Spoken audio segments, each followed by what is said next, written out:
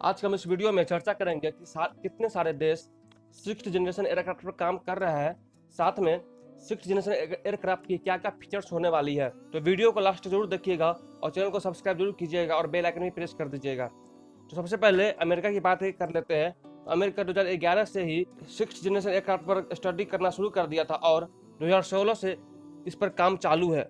और बात करें रशिया की, तो रशिया 2013 में सिक्स्थ जनरेशन एयरक्राफ्ट को डेवलप करने में लग चुका है।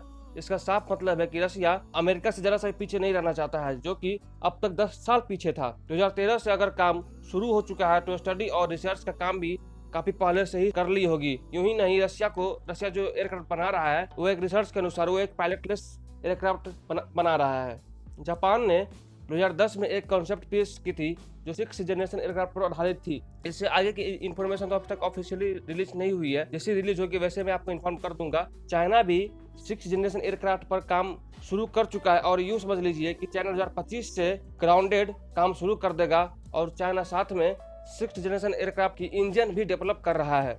अब बातें करते हैं यूके, इटली और स्वीडन। ये तीनों देश मिलकर सिक्स्थ जनरेशन एयरक्राफ्ट में लग गए हैं। सिक्स्थ जनरेशन एयरक्राफ्ट को डेवलपमेंट के लिए टेम्पेस्ट नाम का प्रोग्राम को लॉन्च की गई है। फ्रांस, जर्मनी और स्पेन भी मिलकर 2017 से ही सिक्स्थ जनरेशन एयरक्राफ्ट की डेवलपमेंट में लग गए थे।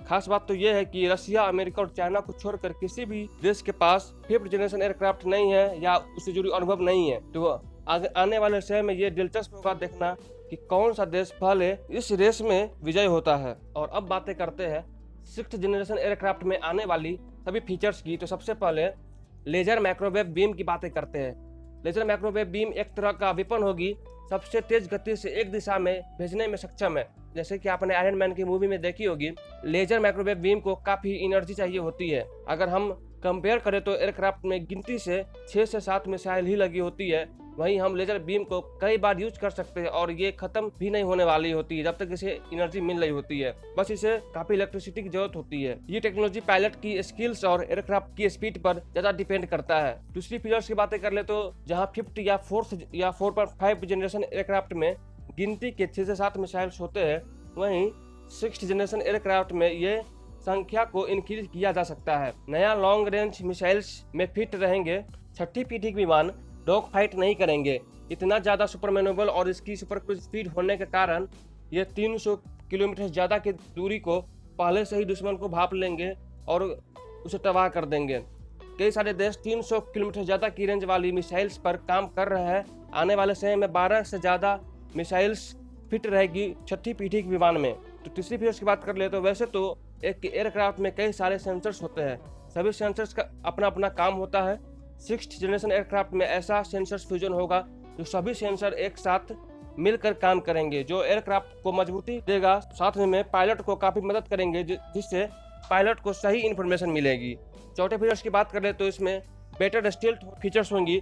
स्टील्थ का मतलब ही होता है कि एक स्टील्थी एयरक्राफ्ट को दुश्मन की रडार पर नहीं दिखाई देना या इतना छोटा दिखाई देना कि दुश्मन समझ ही नहीं पाए कि यह है क्या। तब तक एयरक्राफ्ट अपना काम करके वापस आ जाए। एक स्टील्थ एयरक्राफ्ट को अगर आप देखें तो आपको कहीं से भी 90 डिग्री एंगल नहीं दिखाई देगी या नट बोल्ट बाहर की तरफ नहीं होगी। इंजन पूरी तरह एयरक्राफ्ट में होगी। एयरक्राफ्ट पर ऐसी कोटिंग की जाती है जो एयरक्राफ्ट की रेडिएशन को एब्जॉर्ब कर ले।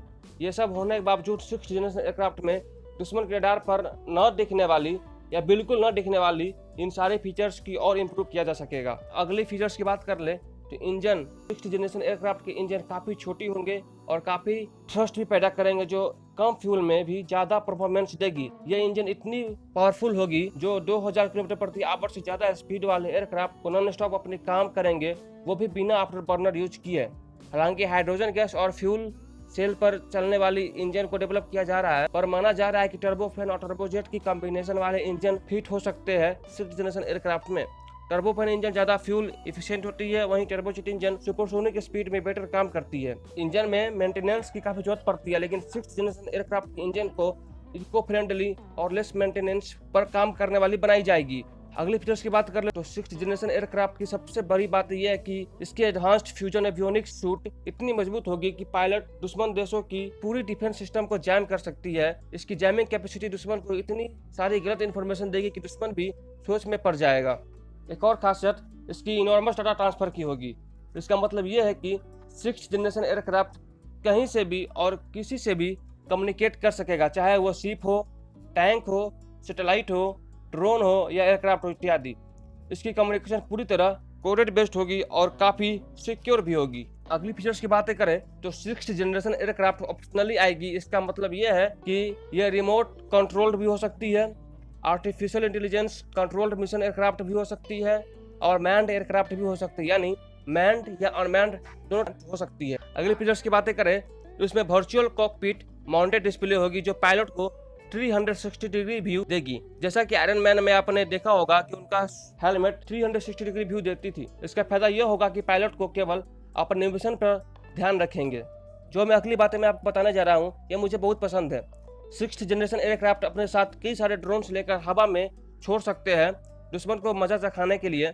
खास बात तो यह है कि ड्रोन की साइज इतनी छोटी होती है कि रडार भी नहीं पकड़ पाएगी। ड्रोन से फायदा यह होगा कि ड्रोन सीधा दुश्मन के रडार पर अटैक करेंगे और ढेर सारे दुश्मन के एंटी मिसाइल इतने सारे ड्रोन को कुछ नहीं कर पाएंगे। ये ड्रोन पूरी तरह ट्रैकिंग बेस्ड होंगे और एनिमी की डिफेंस सिस्टम को बिजी रखेंगे। वहीं दूसरी तरफ 6th जनरेशन एयरक्राफ्ट अपना काम कर रहे होंगे।